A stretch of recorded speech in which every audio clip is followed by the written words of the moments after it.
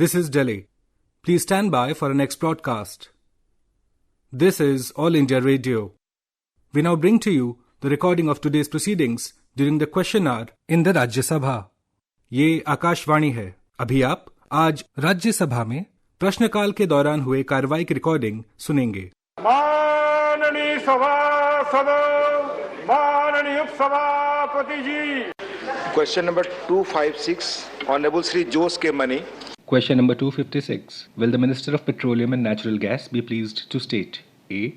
Whether the government has the data regarding the number of LNG stations set up in the country in the last 2 years? B.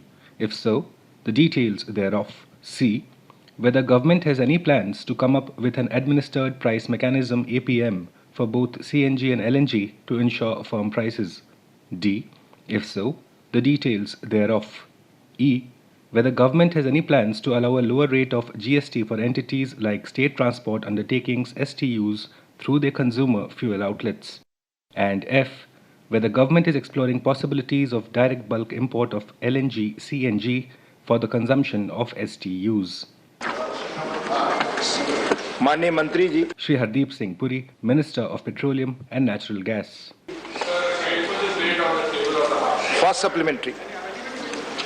Sir, this question is very important in the context that the leaders of the opposition party has given a short duration discussion about the price rise, especially because of the rise of petroleum. My supplementary question is, for the first one, that the state transport undertaking, STU, are transporting passengers at the lowest fares, as the STU convert many private vehicle users to use STU and free the road space.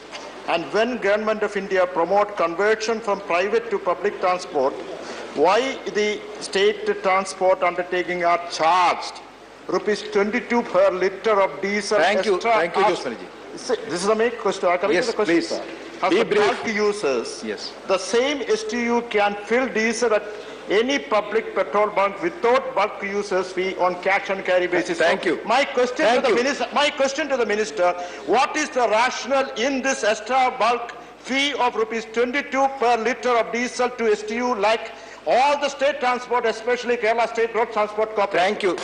I will again request Mr. Jose Mani, if you take this much time, then others will not get opportunity. Please be brief in your questions. Sir, I want to thank the honourable member.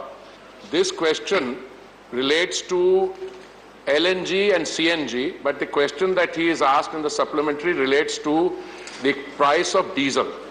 Let me just inform the House through you, sir, that there were two broad processes.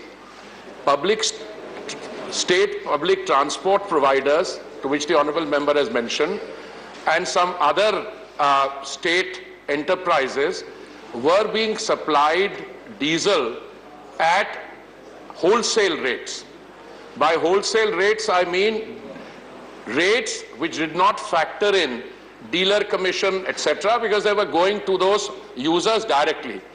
What happened, sir, in the aftermath of the pandemic and the military action which has taken place, is taking place in one part of the world, that global prices went haywire. And in the process, I should use to say, they wide fluctuation. As a result, the supplies to wholesalers somehow became more expensive than the supplies at the retail point. So what happens is a lot of people who were getting discounted diesel started coming and queuing up in retail outlets. I am told that this is a market mechanism functioning issue which should resolve itself very soon as there is stability in the and one knows which way the prices are going. But the idea is not for anyone to charge the wholesalers more than at the retail. Thank you. Second supplementary. Second supplementary, I make it short, sir. My direct question, does the government have any plans to propose STUs to convert any stipulated percentage of their existing fleet? Is there any additional subsidy proposed to state transport undertakings for purchase of new LNG, CNG vehicles? Thank you. Sir, liquefied natural gas, to which the honourable member is referring, is typically a natural gas cooled to a liquid state at about minus 260 degrees Fahrenheit or minus 162 degrees Celsius. Sir, LNG is entirely outside the purview of any governmental control. LNG is imported by the private sector directly for use in industry. The government have encouraged the establishment of what are called LNG dispensing stations. An LNG dispensing station is one, sir, and there are 4 of these, including one in Kochi in Kerala, where liquefied natural gas will go straight into heavy-duty public transport providers. Now, the station, out of the 4 LNG stations which are dispensing stations, which are available in the country, sir, 2 of them are in a position to start dispensing LNG. We had received a letter from the government of Kerala, which I have a copy, sometime, sir, I think in the month of August of 2021, where they told us that they were proposing to convert 400 state transport buses into use for LNG. We have encouraged that, sir. We have in fact said that this is a classic case of the chicken and the egg. The arrangements for the supply of the LNG are there, and once the vehicles which can use them are available, I'm sure they will start taking the LNG from the dispensing station. What happens, sir, is that LNG Be brief, is normally transported in cryogenic cylinders, and we are quite happy. Another station in Gujarat actually is dispensing about 70 kilos in a day, sir. Thank you. Manya Fauziya Khan ji. Thank you, Vice Chairman, sir. एक minute mike is not working mike Shrimati Fauzia Khan ji की mic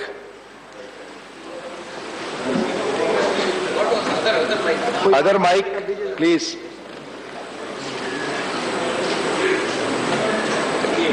please mike system is not on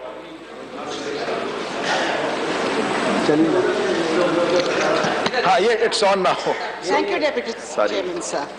Sir, according to a recent study which was made by Council on Energy, Environment and Water, CEEW, 70% of Indian households use liquid petroleum gas and their primary cooking, which is as their primary cooking fuel. But 85% have got connections. So there's a gap of 15%. Why is this 15% not using? And sir, the consumer subsidy, which was stopped during the COVID-19 pandemic, after the 50 rupees rise in the price, will you reconsider starting of the subsidy? Thank you. I want to thank the honourable member. The reference is to the extent to which our population and geographical area are being covered by CGD. Sir, I want to inform the honourable member that we started this process many years ago, and the 11th round of bidding is currently going on, and after the 11th and the 11A round are complete, we would have over 82% of our land area and 98% of our population complete, so that piped cooking gas can be delivered to household. But after the award of during the bidding, it typically takes a certain number of years. The only population which will be left outside would be those areas in the northeast and some in Jammu and Kashmir, where the physical ability to reach households is a little difficult because they are widely dispersed. And typically cooking gas which comes through the pipe is cheaper and more easily, is more consumer friendly than that which is distributed through cylinders. During the pandemic, the honourable member asked why the subsidy was stopped. During the pandemic, I would like to inform the honourable member that through the Ujjwala scheme, those who had received the Ujjwala benefits earlier, they were given free cylinders during the pandemic. And today we have a situation where the total number of gas connections, which stood at, I think, 14 crores in 2014, today has gone up to 30 crores. But this is an ongoing process where through the CGD, we will be trying to cover the entire population. So this is work in progress. Thank you. Manya V. Vijay Sai Reddy ji. Sir, is it true that the center to set up 1,000 LNG stations across the country, which will attract of 10,000 crores? If so, how does the center propose to identify the locations of these LNG stations? Has the government formulated any policy and time-bound roadmap for setting up these LNG stations? Thank you. Honorable Minister. Sir, I want to thank the honorable member. We have a roadmap, but this is a roadmap which contains only proposals, and the idea is to set up 1,000 of these along the major highways, etc. Because typically liquefied natural gas, by virtue of direct dispensing from the dispensing station, can go into heavy vehicles, heavy-duty vehicles, which will ply on those. And a certain procedure also for setting up is under consideration. I would be happy to share with the honorable member specifics on what we have. We have also disseminated some of this in the press, that we are setting up the first 50 LNG fueling stations for the next 1,000 or so, overall 1,000 in the next few years. So I'd be happy to share with him what it would take, because it will require investment, both in terms of establishment of these centers and making them functional. Dhanyavad. Question number 257, Mani Rajmani Patel ji. Question number 257 by Shri Rajmani Patel. Will the Minister of Housing and Urban Affairs be pleased to state: A. Whether government has taken steps to connect residential plots built under the Pradhan Mantri Awas Yojana Urban (PMAYU) through public transportation to make cities and economic centers easily accessible. B. The other policy reform measures being taken to make the housing market more accessible to those in economically weaker sections of the society. For example, changing land costs, transaction costs, floor space index FSI regulations, etc. And C. Whether government intends to increase the subvention amount under the PMAYU credit-linked subsidy at par with the higher housing prices for Tier 1 cities. If so, the details thereof, and if not, the reasons therefore. Sir. Shri Hardeep Singh Puri, Minister of Housing and Urban Affairs. Sir, a statement is laid on the table of the House. First supplementary. माननीय सभापति जी, प्रश्न के उत्तर में जानकारी दी कि प्रधानमंत्री आवास योजना शहरी के आवासों सहित विभिन्न आवासीय क्षेत्रों में शहरी परिवहन बुनियादी ढांचे को शुरू करने और विकसित करने के लिए राज्य सरकारें जिम्मेदार हैं। मैं माननीय मंत्री महोदय से जानना चाहता हूं कि किन किन राज्य सरकारों द्वारा बुनियादी ढांचा शुरू करने और विकसित करने के लिए क्या क्या उपाय किए गए हैं, इसकी जानकारी। धन्यवाद।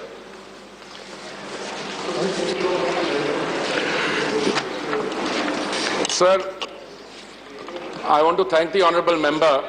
Sir, both urban transport and housing are state subjects. Today, under the Pradhan Mantri Awas Yojana Urban, the government, central government, has sanctioned under 4 separate verticals a total of 1 crore 15 lakh houses, out of which I think about 70 lakh houses have been grounded and close to 45 or 46 lakhs have been handed over to beneficiaries. So typically this works in the following way. It is the state government which collects, as per its demand assessment, requests from its citizens under the 4 verticals, and then it consolidates these and sends them to the central government, which in turn has a committee for sanctioning and monitoring of these projects. This committee at the center is chaired by the Secretary in the Ministry of Housing and Urban Affairs.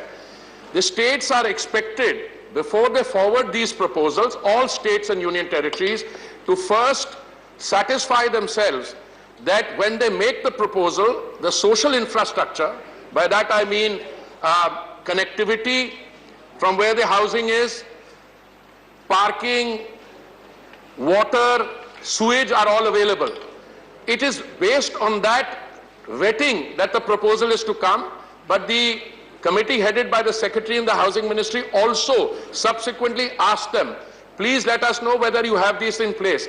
Now, in most of the cases, the projects for affordable housing or BLC or in-situ slum rehabilitation follow that.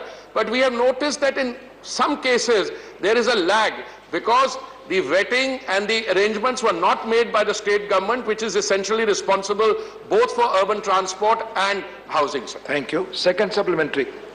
महोदय, प्रश्न के भाग खा में मैं जानकारी चाहता हूं माननीय मंत्री महोदय से कि AWS LIG के लिए ऋण सब्सिडी योजना 25/6/15 से लेकर के 31/3/22 तक लागू की गई है, लेकिन मध्यम आय समूह के लिए 1/1/2017 से 31/3/2021 तक लागू है। क्या इसे भी 2022 तक बढ़ाए जाने का प्रस्ताव है? विचार करेंगे सर। माननीय मंत्री जी।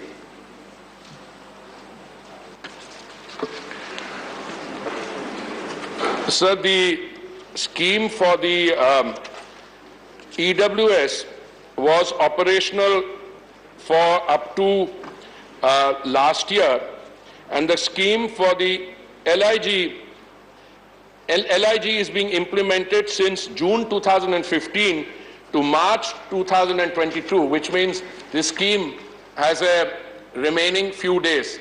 Sir, what has happened is that the original demand assessment for the Pradhan Mantri Awas Yojana was at about 1 crore.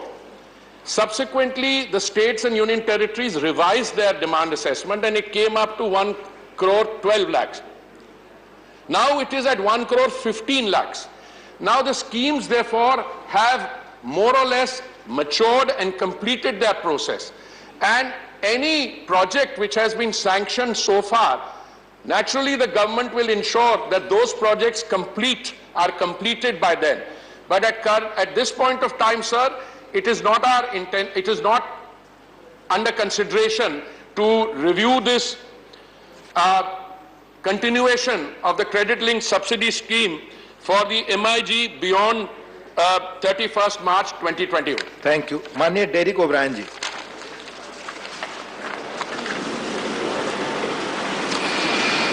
Sir, I draw the Minister's attention to a speech made by the Honorable Prime Minister in July 2018, where he said, and I quote, "By 2022, my government will ensure everyone has a house," unquote. This was made in Lucknow, 2018, July. That was a promise made to deliver a house to every Indian by 2022.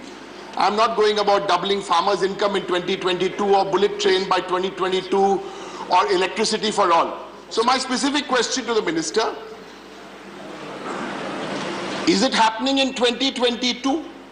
If it's not happening, can you tell us when will every Indian have a house? Just give us the year. Thank you. Because this is the Prime Minister on record. Thank you. Sir, I'm particularly grateful to my distinguished colleague for asking this question. It was precisely in pursuance of the Prime Minister who said that he has a dream that by March 2022, every Indian, no matter where he or she lives, has a pakka roof over his or her head, and that Awas will have a shauchalaya, a kitchen, gas cylinder, etc. That scheme, sir, had one additional very important feature, that the title of the home or the Awas would be in the name of the lady of the house, either singly or co-jointly, because it was our experience that whenever there is, let us say, some domestic disagreement, etc., it's the lady of the house who gets shortchanged in terms of property. So at least directly in the name of the lady of the house or co-jointly. Sir, in pursuance of this, all the states were asked in June 2015 to give us a demand assessment. And that demand assessment said 1 crore homes will have to be built. Pradhan Mantri Awas Yojana was conceived in June 2015. It has succeeded well beyond the 1 crore to 1 crore 12 lakhs, 1 crore 15 lakhs, and in the remaining 3 days of this fiscal year, in fact, I think the number might go up also a little. With that, the entire objective of the Pradhan Mantri Awas Yojana urban would be completed. Now there is affordable housing taking place in the private sector, and if the states were to say that they have still some more demand, what we are noticing is some states sent us demands, later on they changed that, reduced some number, added a few more. Total, I think, will be in the vicinity of 1 crore 15 lakhs, and I want to assure the honourable member, with this, the dream of the Honourable Prime Minister enshrined in the Pradhan Mantri Awas Yojana urban will stand fulfilled. Thank you. Dr. Narendra Jadhav ji. Please, he has given response. I'm very happy to answer that. I'm very happy to answer that. The proposal started, sir, the scheme was devised in June 2015, started haltingly, and then in spite of the pandemic, which lasted a full 2 years, the scheme will be completed, as I said, all sanctions done by March 2022.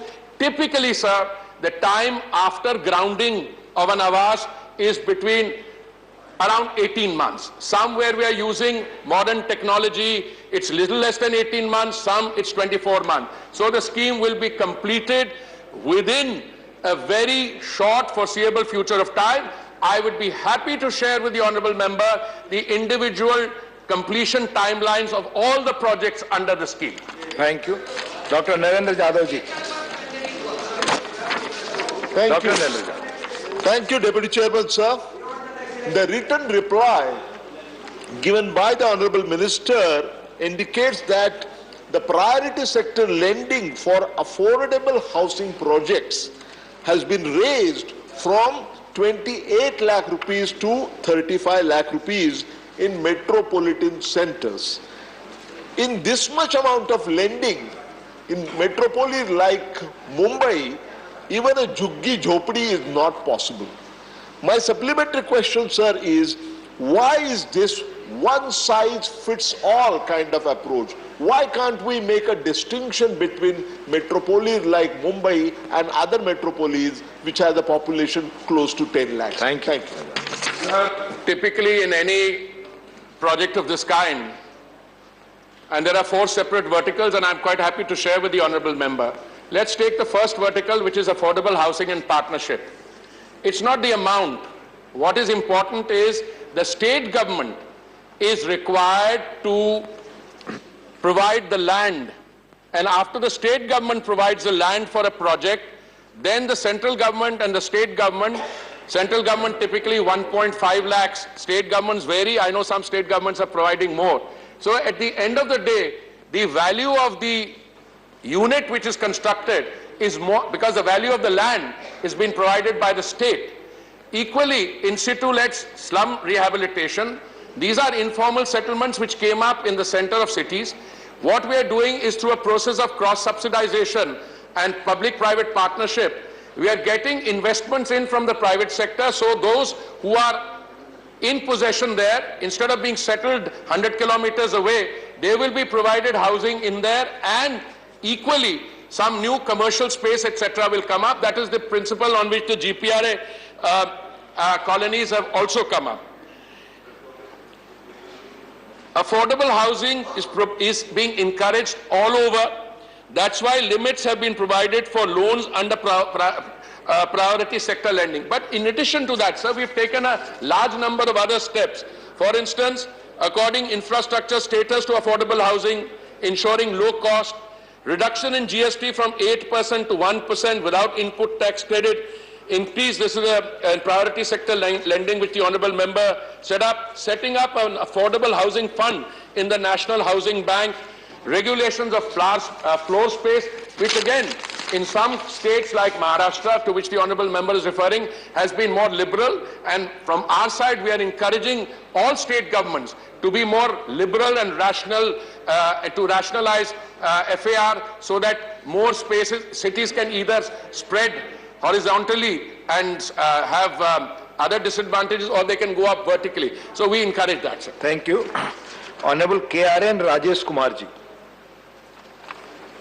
The Honorable Deputy Chairman, sir.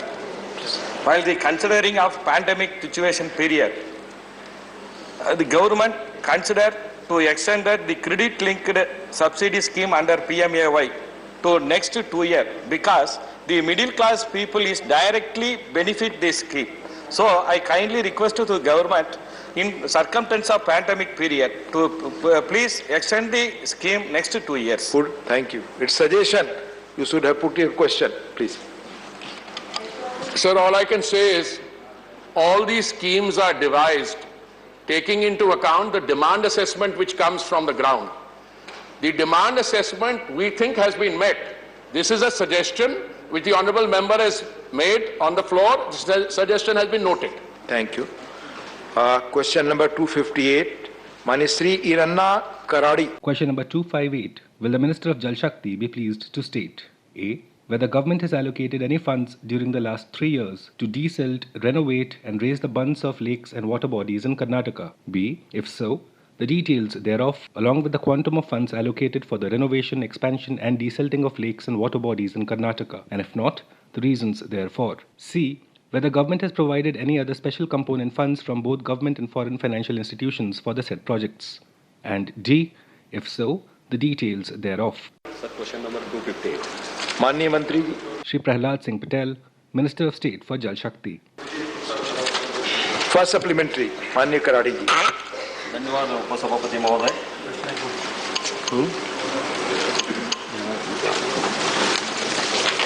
धन्यवाद उपसभापति महोदय. जल शक्ति मंत्रालय प्रधानमंत्री कृषि सिंचाई योजना के माध्यम से जल निकायों और मरम्मत, नवीनीकरण और पुनर्स्थापन योजना का संचालन कर रहा है. मेरे मंत्री जी से प्रश्न है कि इस योजना में कर्नाटक राज्य की नदियों की सफाई और पुनर्स्थापना का कितना प्रतिशत कार्य वर्तमान से पूरा हो चुका है? धन्यवाद. माननीय उपाध्यक्ष जी, कर्नाटक राज्य की जो बात उन्होंने कही है, मैंने उत्तर में भी वो संख्या दी थी कि 1239 राज्य सरकार की तरफ से प्रोजेक्ट्स आए हैं.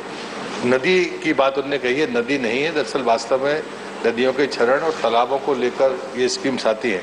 इसमें 1172 को एग्जामिन किया गया है और 67 अंडर अप्रेजल है. Second supplementary. कर्नाटक में वर्तमान में 200 से अधिक बांधे हैं. एक मुख्य समस्या इन सभी बांधों में तलछट जमा होने की है, जिससे सभी बांधों की भंडारण क्षमता प्रभावित होती है. मेरी प्रश्न है कि क्या सरकार ने नदियों, जल निकायों और बांधों की तलछट सब करने के लिए कोई योजना बनाई है क्या? धन्यवाद. बहुत माननीय सभापति जी, मैं माननीय सदस्य का धन्यवाद करता हूं. और ये जो विषय है गाद हटाने का, गाद प्रबंधन का, ये पूरे देश में एक महत्वपूर्ण चर्चा का विषय भी है. और उसी को लेकर 2017 में माननीय मंत्री जी की अध्यक्षता में एक सम्मेलन हुआ था, जिसमें तमाम उन क्षेत्रों में काम करने वाले एनजीओ और सबको उसमें बुलाया भी गया था. बाद में अगस्त में उसकी एक मसौदा पूरे देश में सर्कुलेट किया गया. बाद में सारे राज्यों से सुझाव आने के बाद और सारे एक्सपर्ट्स के सुझाव आने के बाद में उसमें जो कुछ चीज़ें थी जिनमें सुझाव को स्वीकार किया. और मुझे लगता है कि आपके माध्यम से सदन को जानकारी देना मैं जरूरी समझता हूं कि पहले सिर्फ नदी तक ये माना जाता था कि हम गाद उससे अलग करेंगे, लेकिन वो जब मसौदा नया बना जिसको स्वीकार किया सरकार ने, उसमें तालाबों को जोड़ा गया कि उनकी भी डिसिल्टिंग होनी चाहिए. जो प्रबंधन है उसमें सूचनात्मक और सैद्धांतिक तरीके से एक स्पष्ट नीति होनी चाहिए, वो उसका दूसरा बिंदु था. और तीसरी बात थी कि जो भी प्रबंधन में कार्य प्रणाली होनी चाहिए उसको भी अलग से हमने एनेक्सर 5 में स्पष्ट किया है।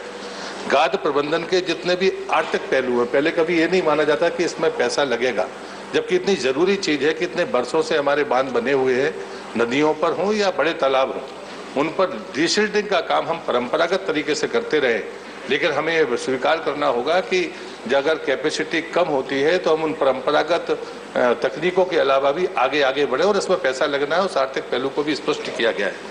कोई भी पर्यावरणीय नुकसान इसके तहत न हो और इसे डीपीआर बनाते समय एक उच्च स्तरीय समिति का भी प्रावधान है। इसलिए मैं आपके माध्यम से सदन को और माननीय सदस्य को कहूंगा कि इस पर सरकार पूरी तरह से गंभीर है और बहुत तेजी के साथ काम भी। धन्यवाद। माननीय नरेश गुजराल जी।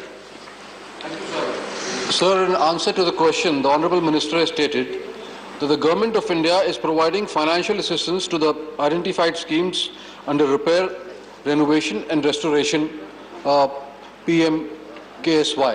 Sir, my question is that we find that in Punjab, the Bhakra Dam needs to be desilted because the carrying capacity of the dam has reduced considerably, which is also affecting the power generation from that dam. Have you received any proposal from the Punjab government, and if so, what is the progress on that? माननीय सभापति महोदय, मैं धन्यवाद करना चाहता हूं माननीय सदस्य का कि उन्होंने बहुत महत्वपूर्ण विषय पर प्रश्न खड़ा किया है। हालांकि प्रश्न मूल प्रश्न से प्रत्यक्ष रूप से संबद्ध नहीं है। जिस स्कीम के बारे में प्रश्न पूछा गया था उससे इतर है, लेकिन फिर भी मैं माननीय सदस्य और सदन की जानकारी के लिए कहना चाहता हूं कि ये समस्या की बांधों में सेडिमेंटेशन, ये समस्या के बारे में पूरे देश भर में चर्चा और चिंतन होता है। हालांकि जब बांध का डिज़ाइन होता है, जब बांध को बनाया जाता है, तो 100 साल तक उसमें जितना सेडिमेंटेशन होगा उसको मानते हुए, उसकी एस्टिमेट करते हुए, उस नदी और नदी के कैचमेंट को ध्यान में रखते हुए उसे डेड स्टोरेज के रूप में चिन्हित किया जाता है। और जो डैम का जो रिजर्वायर का लेवल है वो एक डेड रिजर्वायर लेवल उसी दृष्टिकोण से रखा जाता है कि 100 साल तक का सेडिमेंटेशन होगा। लेकिन कुछ बांधों में ऐसा ऑब्जर्व किया गया है कि वो 100 साल में जितना सेडिमेंटेशन हो एस्टिमेटेड था उससे कुछ ज़्यादा गति से सेडिमेंटेशन हो रहा है। पूरी दुनिया में इस विषय पर बहुत जगह पर अलग अलग तरह से तकनीकियों पर काम करने के दिशा में सोच प्रारंभ हुआ है। भारत सरकार के मार्गदर्शन नेतृत्व में जो dam rehabilitation and improvement programme चल रहा है, हमने उसमें ड्रिप 1 के समय में भी 2 डैम्स का पायलट प्रोजेक्ट इस दृष्टि से लिया था, जिस पर हम अभी काम कर रहे हैं। और आने वाले समय में भी ड्रिप का जो ड्रिप 2 और ड्रिप 3 हमने लिया है, उसमें हमने स्टेट्स को कहा है कि वो अपने प्रपोजल्स उसमें बना करके भेजें। हालांकि बागड़ा ब्यास मैनेजमेंट बोर्ड जिस बांध के बारे में माननीय सदस्य ने चर्चा की है, जिसके ओनर हैं, उन्होंने अभी तक इस बारे में प्रपोजल सबमिट नहीं किया है। यदि सबमिट करेंगे तो निश्चित रूप से उसका अध्ययन करके उसमें किस तरह से तकनीकी का उपयोग करते हुए, क्योंकि अब तक देश में इस बात की कल्पना की जाती थी कि डैम्स में जो है ड्रेजिंग या डीसिल्टिंग जो है वो टेक्नो इकोनॉमिकली फिजिएबल नहीं है। लेकिन अब क्योंकि ये समय की आवश्यकता और मांग है, इसलिए इस दिशा में हम आगे बढ़ करके दुनिया भर के एक्सपर्ट से भी चर्चा कर रहे हैं और साथ में देश में इस प्रोग्राम को आगे कैसे ले जा सकते हैं इस पर विचार कर रहे हैं। धन्यवाद। श्रीमती रजनी पाटिल जी। सर, अभी जो हाँ, माइक ऑन है आप। सर, इसी प्रश्न को अनुसरण करते हुए मैं पूछना चाहती हूँ कि जो मंत्री महोदय ने बोला है हर खेत को पानी, ये जो योजना है सरकार की, इसमें किस तरह से पानी लाया जाएगा? इसका कारण ये है कि बहुत बार पानी, बाढ़ आने से पानी बह जाता है और बहुत बार पानी नहीं होने से पानी मिलता नहीं खेती को। तो एक ऐसी योजना बनाई थी पहले कि हर नदी जोड़ प्रकल्प जिसको बोलते हैं वो करने का इरादा था वाजपेयी जी के टाइम में। उसके लिए क्या उन्होंने किया है? और सिल्टेशन का जो अभी बताया, एक क्वेश्चन हो गया है, सिल्टेशन के लिए कुछ करना पड़ेगा। धन्यवाद। माननीय सभापति महोदय, कुछ जो माननीय सदस्य ने जो प्रश्न पूछा और जो मैं समझ पाया हूँ, प्रारंभिक रूप से जल का प्रबंधन, सिंचाई और कृषि, ये तीनों ही हमारी संवैधानिक व्यवस्था के अनुरूप राज्य का विषय है।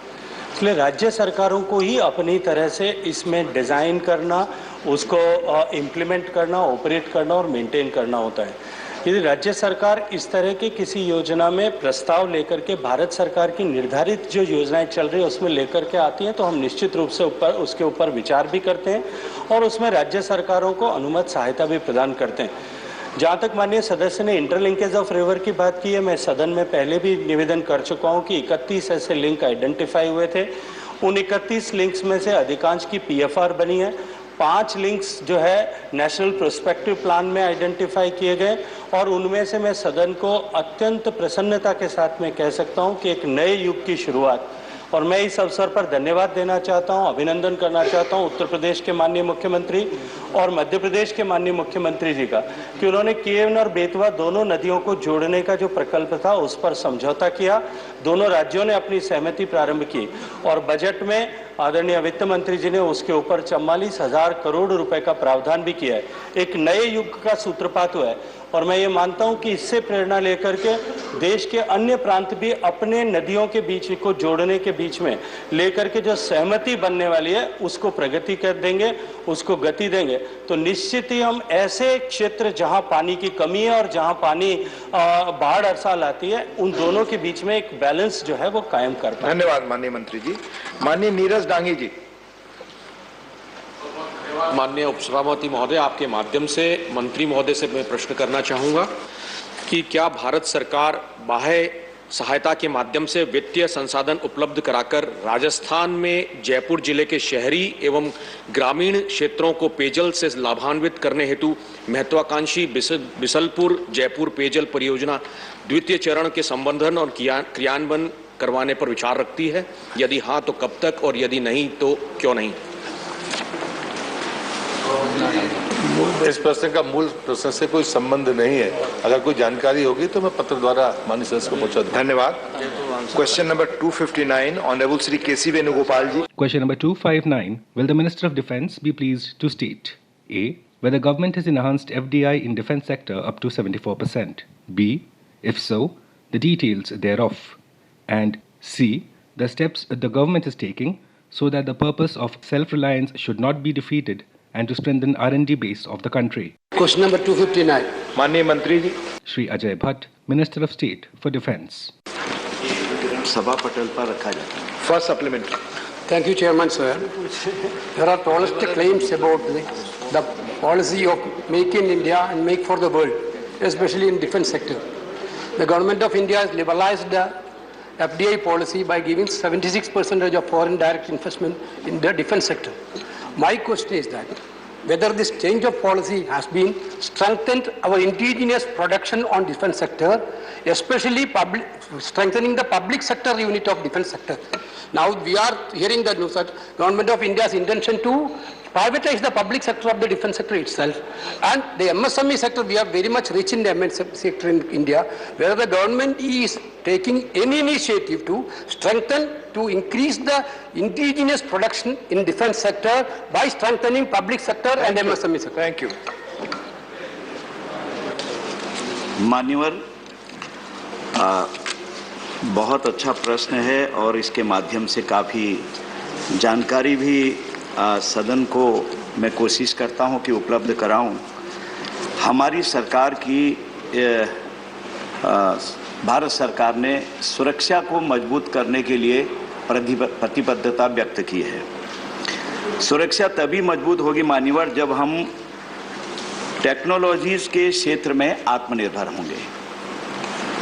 और मुझे यह बताते हुए बहुत खुशी हो रही है कि हमने 2001 में जो एनडीए गवर्नमेंट थी, पहली बार डिफेंस सेक्टर को प्राइवेट सेक्टर के लिए खोला। और आपके माध्यम से यह भी मैं बताना चाहता हूं मान्यवर कि जहां 2001 से 2014 तक 14 सालों में केवल 215 लाइसेंस हमको इसमें मिले, वहीं हमने मात्र 7 सालों में, जो 7 साल का ये दूसरी अवधि हमारी है, माननीय प्रधानमंत्री जी ने जब से कार्यभार संभाला है, तो हमने इन 7 सालों में 353 लाइसेंस अभी तक इशू किए हैं। और ये भी बताना उचित होगा मान्यवर, 2001 से 2014 यानी 14 वर्षों में जहां डिफेंस और एरोस्पेस इनफ्लो में हमको 1382 करोड़ रुपए प्राप्त हुआ है। वहीं इन 7 सालों में हमारी सरकार ने 3,343 करोड़ एफडीआई अचीव किया है, जो एक बहुत बड़ी राशि है मान्यवर। और defence sector high and technologies तथा इनोवेशंस द्वारा संचालित है। डिफेंस सेक्टर में टेक्नोलॉजी को प्लीज पूरी जानकारी आपके प्रश्न का उत्तर भी मैं इसी में दे रहा हूँ। Please let him reply please. मेरा उत्तर आने दीजिए, पूरी इसमें आ जाएगी, काफी जानकारी भी इसमें है। आप चेयर को एड्रेस करिए और संक्षिप्त रिप्लाई दीजिए। जी ठीक है मान्यवर। हमको यहाँ पर हमने जो एनडीए गवर्नमेंट ने जो 201 में डिफेंस सेक्टर खोला था मान्यवर, उससे काफी लाभ हमको हो रहा है, बहुत सारा लाभ हो रहा है। और हम जो अपना आपने कहा है कि आत्मनिर्भर भारत के लिए आप क्या कर रहे हैं, तो आत्मनिर्भर भारत के लिए सारी चीजें, सब चीजें हम बना रहे हैं। लेकिन जब कहीं कोई ऐसी चीज बनाने की जरूरत होती है, ऐसी चीजों को जो हमारे पास उपलब्ध नहीं होते हैं, वहां पर हम एफडीआई को लेते हैं, उसमें कोई दिक्कत नहीं है। और उससे हमारा रोजगार बढ़ता है, उससे हमारी सारी चीजें बढ़ती हैं। और हमने जो डिफेंस हमने प्रोडक्शन किया है मान्यवर, ये हमने पब्लिक सेक्टर को भी इसमें सौंपा है। तो पब्लिक सेक्टर भी इसमें आएगा, गवर्नमेंट के सेक्टर भी इसमें आएंगे। डीपीएसयू जितने थे हमारे, वो हमने अभी आपको पता है ऑर्डिनेंस को अलग करके हमने अपने 7 डीपीएसयूज बना दिए हैं। तो डीपीएसयूज भी आज ऐसे बनाए हैं कि पब्लिक सेक्टर भी कंपटीशन करेगा और हमारे डीपीएसयूज भी कंपटीशन करेंगे। तो उससे लाभ ही लाभ हो रहा है देश को, इसमें कहीं कहीं पर कोई भी हानि नहीं है मान्यवर। Second supplementary. My specific question was itself. How hard government succeeded to increasing the indigenous production through public sector and MSME, which is not replied so far. Put your second. My question, my second supplementary, very clear. Whether the government is taking any coordinating efforts between private and public sector undertaking of defense sector. And also my question, after liberalizing the FDI to 76%, there is no much attraction from the foreign investment is coming. Why it is? The government is studying the factor. Now minister is telling 2014 to 2022 we have 3,000 foreign direct. Is it a big amount? आपने पुनः 2 question पूछ लिए। My question is very clear, sir. माननीय मंत्री। Sir, मैं माननीय सदस्य को अवगत कराना चाहता हूं, हमारी सरकार ने भारतीय उद्योग जगत को विश्वास दिलाने के लिए जो हमारा यूनियन बजट है 2022-23 में कैपिटल प्रोक्यूरमेंट बजट का 68% डोमेस्टिक इंडस्ट्री के लिए निर्धारित किया है। 68% किया है मान्यवर, ये कम नहीं होता है, बहुत बड़ा पार्ट है इसको निर्धारित करने का। और जहां तक ख्याल है मेरा कि हमने पॉजिटिव जो आत्मनिर्भरता के लिए जो लिस्ट बनाई है, नोटिफिकेशन किया है, 209 डिफेंस प्लेटफॉर्म और हथियार उसमें हमने शामिल किए हुए हैं। और डीपीएसयूज के 2,851 आइटम्स की पॉजिटिव इंडिजिनाइजेशन लिस्ट का भी नोटिफिकेशन हमने किया हुआ है। तो मानिए, और इसमें तो कहीं से कहीं तक कोई शंका का कारण ही नहीं है। ये तो बहुत अच्छा जो हमने लिया हुआ है। और जो एफडीआई को हम ला रहे हैं डायरेक्ट और इनडायरेक्ट, 74% तो हम डायरेक्ट ला रहे हैं और बाकी 100% लाने के लिए वो गवर्नमेंट के थ्रू ला रहे हैं। धन्यवाद। दोला सेन जी प्लीज। दोला सेन जी प्लीज। दोला सेन जी, आपका क्वेश्चन आप पूछिए। हम डिफेंस की कॉर्पोरेटाइजेशन की जो पॉलिसी डिसीजन उसके भी खिलाफ है, और बंगाल की कोलकाता से जो ऑर्डिनेंस फैक्ट्री बोर्ड का हेड ऑफिस मिटा दिया उसका भी खिलाफ है। लेकिन सवाल पूछिए जी। सेंट्रल गवर्नमेंट ने ये पॉलिसी डिसीजन लिया है। नाउ मेरा क्वेश्चन ये है कि why not the ministry is declaring the ministerial cadre, permanent employees of OFB as surplus so that they can get suitable placement in any other central government concerns according to their options. Thank you. And why the ministry is not up to the mark to protect the contractual workers too, to be secured for their job and may get the salary without wage cut. Thank you, Dolaji. Through JM tender process You have by put central again two government. questions. Thank you. Please. माननीय सदस्य जी ने जो पूछा है, हम कहीं से कहीं तक कोई कटौती नहीं कर रहे हैं। मैं आपको आश्वासन दिलाता हूं कि कोई कटौती हमारे वहां से नहीं हो रही है। जितना आवश्यक एम्प्लॉय चाहिए, जितना भी रोजगार के लिए सक्षम स्पेशलिस्ट चाहिए, वो सब के सब हमारे पास उपलब्ध हैं।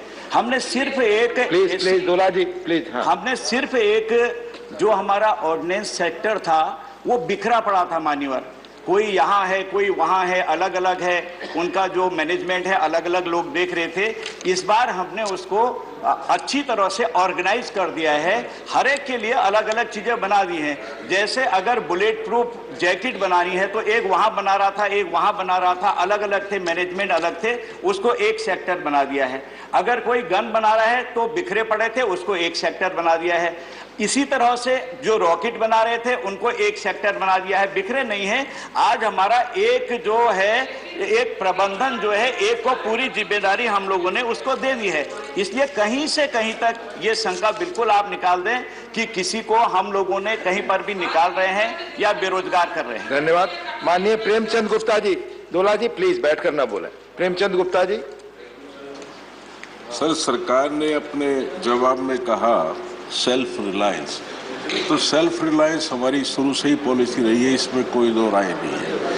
लेकिन मान्यवर, यूक्रेन और रशिया वार के बाद में जिस प्रकार से टेक्नोलॉजिकल चेंज वारफेयर में और conventional, even in conventional warfare and weaponry system में जैसे चेंज आया है, मान्यवर, न प्राइवेट सेक्टर उसको कर सकता, न उसको पब्लिक सेक्टर कर सकता और न ही उसको एमएसएमई कर सकता।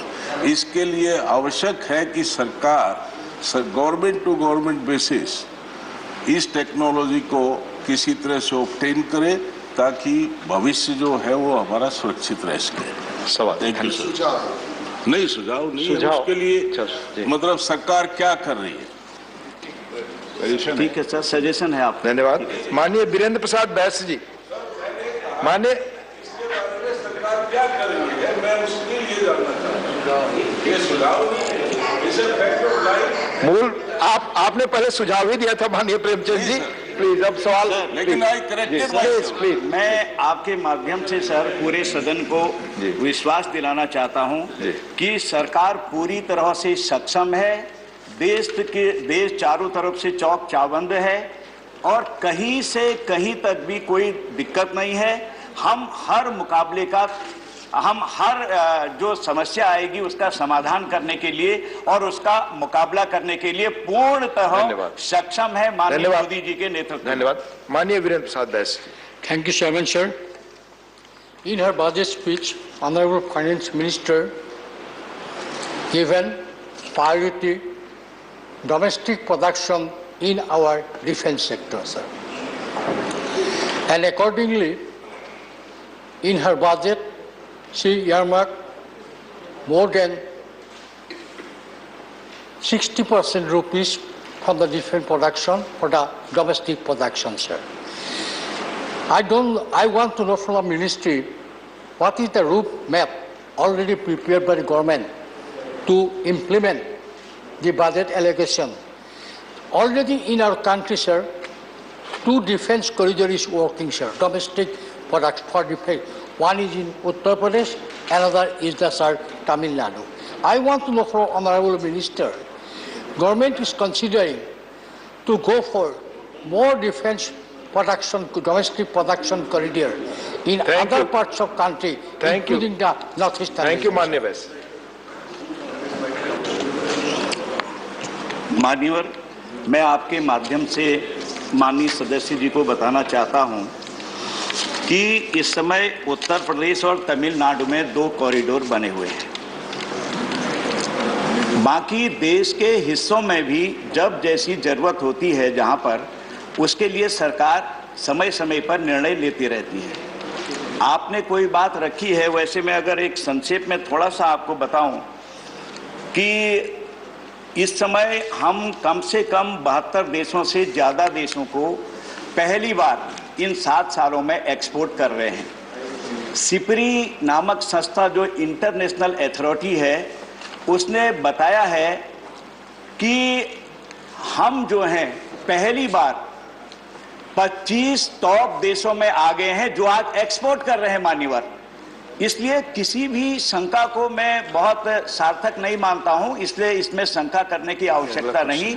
मैं पुनः आपसे कहना चाहता हूं कि पूरी तरह से हमारी सुरक्षा व्यवस्था चाक चौबंद है, हम सुरक्षित हैं। हर समस्या का समाधान करने के लिए हम पूरी तरह से मुकाबला करने के लिए हर समय धन्यवाद माननीय मंत्री जी। हमारी सेना धन्यवाद। अगले क्वेश्चन पे जाने दीजिए माननीय मंत्री। Union defence minister Shri Rajnath Singh. उपसभापति महोदय, हमारे माननीय सदस्य वेणुगोपाल जी ने जानना ये चाहा है कि डीपीएसयूज के संबंध में कि डीपीएसयूज कहीं इसके कारण जो भी स्टेप्स गवर्नमेंट के द्वारा लिए जा रहे हैं उसके कारण कहीं ऐसा तो नहीं हो रहा है उनका प्रोडक्शन गिर रहा हो अथवा वो लॉस में जा रही हो। मैंने कुछ इस प्रकार की चिंता कमोबेश उन्होंने व्यक्त की थी। उस संबंध में मैं स्पष्ट करना चाहता हूं कि यहाँ तक कि डीपीएसयूज का प्रश्न है, उनको पूरी तरह से इक्विटी सपोर्ट देकर उनको मजबूत बनाने की कोशिश हमारे गवर्नमेंट के द्वारा की जा रही है। उनको स्ट्रेंथन किया जा रहा है सारे डीपीएसयूज को। दूसरी बात, उनकी जो कमिटेड लायबिलिटीज अब तक की रही हैं, उन कमिटेड लायबिलिटीज को भी हम क्लियर कर रहे हैं ताकि हमारी डीपीएसयूज किसी भी सूरत में कमजोर न पड़ने पाए। और साथ ही साथ डीपीएसयूज को हाई लेवल ऑर्डर जितना भी हो सकता है मैक्सिमम हम प्रोवाइड कर रहे हैं। इस समय मेरी जो जानकारी है लगभग 80% ऑर्डर आज भी हमारी डीपीएसयूज को मिल रहा है, इसलिए डीपीएसयूज को वीकेंड करने का तो प्रश्न ही नहीं खड़ा। धन्यवाद। क्वेश्चन नंबर 260 माननीय विश्वम्भर Prasad Nishad ji. Question number 260. Will the Minister of Housing and Urban Affairs be pleased to state A. Whether it is a fact that some of the houses built under the Rajiv Ratan Awas Yojana RRAY at Narela Road, Delhi collapsed in February 2022. B. Whether such an accident occurred due to the use of poor quality construction materials for the said buildings causing loss of life and property. And C. The details of action taken on the use of poor quality material after the accident. Question number 260. माननीय मंत्री जी। Shri Hardeep Singh Puri, Minister of Housing and Urban Affairs. Sir, a statement is laid on the table of the House. First supplementary माननीय निषाद जी। उपसभापति महोदय, दिल्ली के बवाना इलाके में राजीव रतन आवास योजना के अंतर्गत करीब 300-400 फ्लैट बगैर बुनियादी सुविधाओं के बना दिए गए थे, जहां पर घटिया निर्माण सामग्री होने के कारण 11 फरवरी 2022 को मकान भरभरा के गिर गए, जिसमें रुकैया खातून, शहजाद, अफरीन 12 वर्ष उम्र, दानिश, ये लोग इनकी दबकर मृत्यु हो गई और 2 लोग घायल हुए मानो। तो माननीय मंत्री से पूछना चाहता हूं कि माननीय मंत्री जी, जिस तरह से आजकल बिल्डिंगों को, सरकारी बिल्डिंगों का निर्माण हो रहा है कि 10 साल में ही गिर रही हैं, तो क्या ऐसे इंजीनियरों को, कार्यदायी संस्थाओं को दोषी मानते हुए मृतक पीड़ितों के परिवार को इसमें मुआवजा देंगे? जो धन्यवाद। धन्यवाद। I want to thank the honourable member for raising this question. Sir, the Rajiv Ratan Awas Yojana or RRAY was a scheme which was implemented by the then government of the National Capital Territory of Delhi between the years 2007 and 2010. It's a state government scheme. It was not an independent scheme, sir. It was part of the JNURM or the Jawaharlal Nehru Urban Rehabilitation Mission. Sir, these homes were built between 2007 and 10, and since then they have not been allotted. That would require a separate discussion. From the side of the central government, we have on many occasions requested the state government that these apartments or flats constructed in between 2007 and 10 under the Rajiv Ratan Awas Yojana should be made available to the central government for a new scheme that we have about affordable rental housing complexes. Sir, we asked the state government under whose jurisdiction this comes, the Delhi government, as to what precisely happened in this scheme. The honourable member is absolutely correct that one building, block 30 of the 32 houses in Gogna, which was part of an economically weaker section housing complex, collapsed in 11 February 2022. The answer we have received from the Delhi government in writing is that during the course of the pandemic, there was large-scale theft and pilferage, including of the steel used as part of the reinforcement and girders. In other words, this was a case of theft by miscreants, which resulted in the basic structure of those apartments. So you will appreciate when apartments are built floor upwards, the floors, people removed the concrete and stole the steel girders, etc. And that this unfortunate incident which took place, we have been told that this was some people who were there at that point of time. They have suffered on account of this. A few have lost their lives also in this most regrettable thing. But as I said, we have requested the state government that for the remaining houses out of the 35,000 built, these should be made available. Sir, the state government tells us that third-party quality audit was undertaken during the construction of this, because the honourable member has said कि जो दोषी हैं उनके खिलाफ क्या कार्यवाही की गई. Sir, ये state government का project था, and they have said that they had a third-party quality assurance, and that I will give you the exact answer. DSIIDC, that is the Delhi State Industrial Development Corporation, has stated that the inquiry has been completed by the engineer-in-chief, as per which this incident happened due to extensive damage to the structure by thieves, miscreants, by stealing steel reinforcement from the RCC monolithic structure of the blocks during the COVID lockdown period. Please. Thank you. Second supplementary. माननीय मंत्री जी से मैंने पूछा था कि मृतकों के पीड़ित परिवारों को मुआवजा, माननीय मंत्री जी कह रहे हैं कि वहाँ चोरी हो गई, वहाँ की सरिया गटर केंद्र सरकार की पुलिस है इनकी. तो मैं माननीय मंत्री जी से पूछना चाहता हूँ कि उसमें कितने लोग चोरी करने वाले पकड़े गए, और क्या जर्जर फ्लैटों को बनाने के लिए कोई योजना है, आप उनको दुरुस्त करने के लिए कोई योजना बनाएंगे? धन्यवाद निशा जी, धन्यवाद. Honourable member is raising a very relevant question, and I think that question is very specific. Why were the peoples there? These were damaged flats or flats where the steel reinforcements went. And if some of them were there for whatever reason, in question of compensation, we'd be very happy to ask the state government, because these are flats constructed under the Rajiv Ratan Awas Yojana by the state government. We'd be very happy to ask them. And I will go a step further. If we can also on our side to see whether we can rehabilitate them elsewhere, we would be very happy to consider that also under one of the central government schemes. But this is primarily the responsibility of the Delhi state government. Thank you. Manya Veer Ranjan Viswasi. So thank you. Through you, I would like to know from the Honourable Minister, what has the central government done in view of this unfortunate incident to ensure that such deplorable acts of negligence, be it on part of the state government or on part of the central government, relating to houses built for the marginalized and the poor of this country under such scheme or schemes, is not repeated in the future? Thank you, sir. First and foremost, every state government or union territory, as in this case, which has undertakes construction, they claim that they had a third-party quality assurance which looked into this.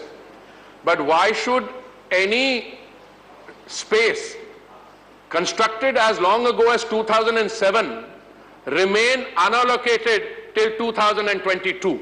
That is the first question.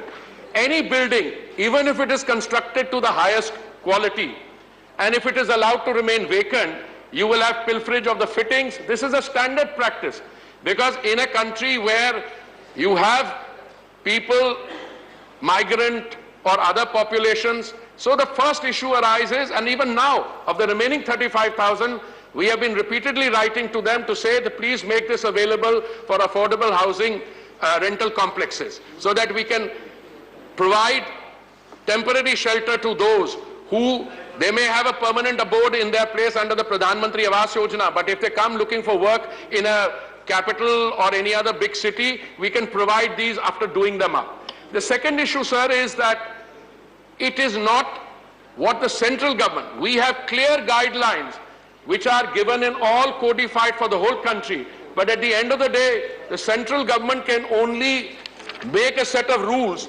And I come now to the most important point. Sir, theft is a criminal act. You can go into any building with a hammer, sledgehammer, start removing the concrete and the fittings, etc. Now that is something for which the concerned authorities have to assume responsibility. As far as we are concerned, we are willing to help at each stage. Thank you. माननीय रामचंद्र जांगड़ा जी, माननीय रामचंद्र जांगड़ा जी। मैं ये जोड़ना चाहता हूँ sir, ये 2007 और 10 के बीच में बिल्डिंग बनी और दिल्ली सरकार ने जवाब दिया है मंत्री महोदय के ये कोविड के टाइम पर मिसक्रिएंट्स ने इसमें चोरी कर ली है, तो 2007 और 10 में बन ली, कोविड तो 20 में आया है, तो दिल्ली सरकार ने ये मिसगाइड किया है, गलत जवाब दिया है और इसके खिलाफ कार्रवाई करनी चाहिए। धन्यवाद। ये आपका कमेंट सुझाव please. I think you expect an answer from me on this one, sir. Yes, thank you. I may actually Please. endorse that view. Thank you. No. Question number 261, माननीय श्री केसी राम मूर्ति जी। Question number 261. Will the Minister of Jal Shakti be pleased to state A. The details of increase in central grants to Karnataka under Jal Jeevan Mission JJM in 2021-22. B. The number of rural households that have been provided with potable drinking water through TAP under JJM district-wise. C. The number of households yet to be provided with TAP connection in Karnataka district-wise and whether the target would be completed before the deadline. And D. The additional households that could be covered with the central grants for 2021-22 and 2022-23. माननीय केसी राम मूर्ति, not present. माननीय मंत्री जी। Shri Prahlad Singh Patel, Minister of State for Jal Shakti. No supplementary. Question number 262, माननीय श्री राम सकल जी। Question number 262. Will the Minister of Minority Affairs be pleased to state A. Whether the government is running the GeoParsi scheme. B. If so, the details thereof. And C. The details of the grants provided to government institutions and non-governmental organizations (NGOs) during the last 3 years. माननीय मंत्री जी। Shri Mukhtar Abbas Naqvi, Minister of Minority Affairs. First supplementary, माननीय राम सकल जी। से पूछना चाहूँगा कि जब देश आज़ाद हुआ तो इस देश में पारसियों की संख्या 1,14,000 थी, लेकिन आज 70 वर्षों के बाद घट करके 57,264 रह गई। क्या कारण है कि पारसी समाज, अल्पसंख्यक समाज की आबादी दिन पर दिन घटती चली जा रही है? पारसी समाज का देश के निर्माण में महत्वपूर्ण योगदान रहा है और इस बात को प्रधानमंत्री नरेंद्र मोदी जी के नेतृत्व वाली सरकार ने महसूस किया और जियो पारसी कार्यक्रम के माध्यम से पारसी समाज की घटती हुई जनसंख्या को किस तरह से उसको रोक लगे और बढ़ावा बढ़े, उसका हमने कार्यक्रम किया। और मुझे इस बात को बताने में खुशी है कि जियो पारसी के कार्यक्रम के तहत इन पिछले 7 सालों में लगभग 359 पारसी समाज के बच्चों ने जन्म लिया है और पारसी समाज की जो जनसंख्या घट रही है उसके संबंध में लगातार हमारी सरकार विभिन्न कार्यक्रम योजनाएं बना रही है। इसमें जो है वो कोविड के समय जिस तरह से परिस्थितियां आई थी, कोविड के समय जो एक समस्या थी उसको हमने एक स्टडी कराई और स्टडी के माध्यम से हमने ये महसूस किया कि जियो पारसी कार्यक्रम में इन्हें और मदद करने की आवश्यकता है। तो इसमें चाइल्ड केयर सपोर्ट के लिए जो 4,000 होता था उसे 8,000 किया गया। उसी तरह से पहले 8 साल की उम्र के बच्चों को ये दिया जाता था, जिसे बढ़ाकर 18 साल किया गया और इस तरह से विभिन्न कार्यक्रमों के जरिए पारसी समाज। अभी आप आज राज्य सभा में प्रश्नकाल के दौरान हुए कार्यवाही की रिकॉर्डिंग सुन रहे थे। You were listening to the recording of today's proceedings during the question hour in the Rajya Sabha. This broadcast came to you from the Delhi station of All India Radio.